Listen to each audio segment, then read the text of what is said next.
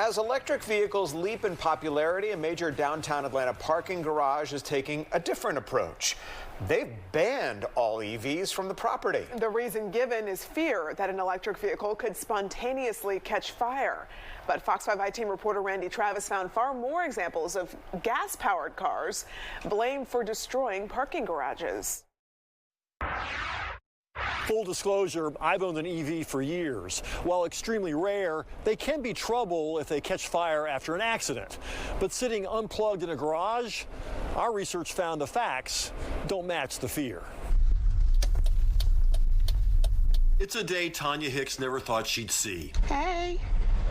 You know, it's my last day parking. I know, they told me. The last day Tanya is allowed to park at the privately owned 55 Marietta garage in downtown Atlanta. I'm sorry, I did not mean to cry. This is where I usually park. For 2 years, the electrical contractor parked her 2016 Kia Soul here overnight because they had an arrangement with her condo just down the street. But a few months ago, Tanya received this email from 12 Oaks Parking, the company that manages the garage.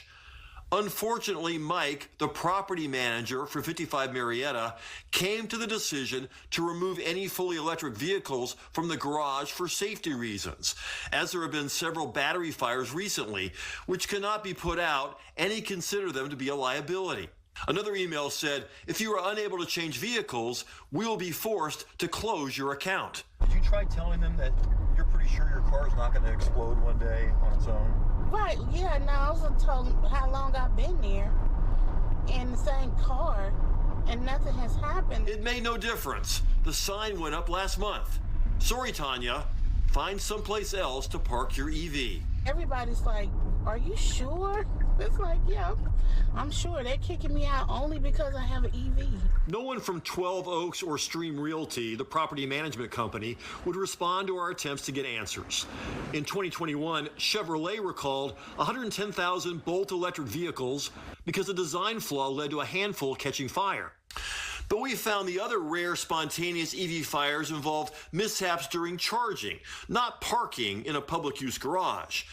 In fact, 2 of the biggest garage fires recently were started by gasoline-powered vehicles.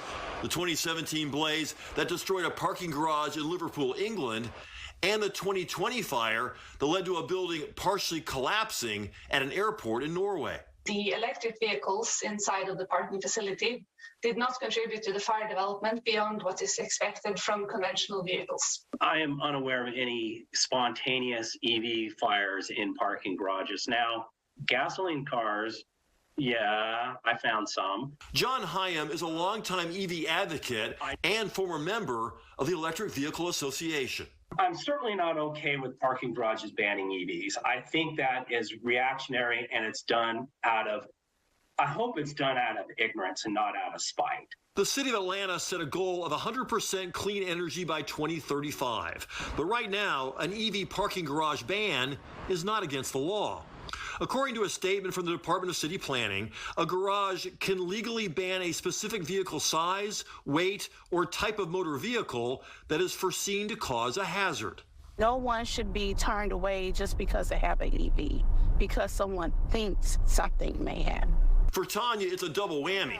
She advocates for safer EV access for women, the elderly, and disabled through her nonprofit She EV. Most women don't charge at night. Once attacked by a mentally ill homeless man at night, her walk home for any other downtown parking garage will now be at least 10 minutes longer. So if parking garages in the city of Atlanta were allowed to ban EVs, how much of an effect would that have on people like you?